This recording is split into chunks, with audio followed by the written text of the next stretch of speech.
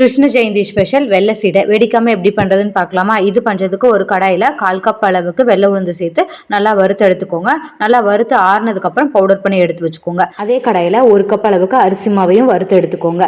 1 கப்புக்கு 1/2 கப் அளவுக்கு நாட்டு சக்கரை எடுத்துக்கோங்க. 1/4 கப் அளவுக்கு தண்ணி சேர்த்து நல்லா கொதி விட்டு எடுத்துக்கோங்க. பாகுபதம் எதுவும் தேவையில்லை, நல்லா கரைஞ்சி வந்தாலே போதும். 2 ஸ்பூன் அளவுக்கு உளுந்து மாவு, நம்ம வறுத்து வச்சிருந்தாலே 1 கப் அளவுக்கு அரிசி மாவு, அதையும் சேர்த்து நல்லா சளிச்சு எடுத்துக்கோங்க. இந்த மாதிரி சளிச்சு எடுக்கும்போது தான் உங்களுக்கு பார்த்தீங்கன்னா சீடை வெடிக்காம வரும். இதுலேயே 1 ஸ்பூன் அளவுக்கு எள்ளு, 2 ஸ்பூன் அளவுக்கு துருவின தேங்காய், கொஞ்சமாக ஏலக்காய் பவுடர், நம்ம கரைச்சி வச்சிருந்த பாக கொஞ்சம் கொஞ்சமாக சேர்த்து நல்லா மிக்ஸ் பண்ணி விட்டுக்கோங்க. இதில் பார்த்தீங்கன்னா 1 ஸ்பூன் அளவுக்கு பட்டர் ஆட் பண்ணிக்கோங்க. நான் பட்டர் ஆட் பண்ண வீடியோவை மிஸ் பண்ணிட்டேன். பட்டர் வந்து 1 ஸ்பூன் ஆட் பண்ணிவிட்டு அதிலே ஒரு பிஞ்ச் அளவுக்கு உப்பும் சேர்த்து நல்லா பிசைஞ்சு எடுத்துக்கோங்க. நல்லா சாஃப்டாக பிசைஞ்சு எடுத்துக்கோங்க.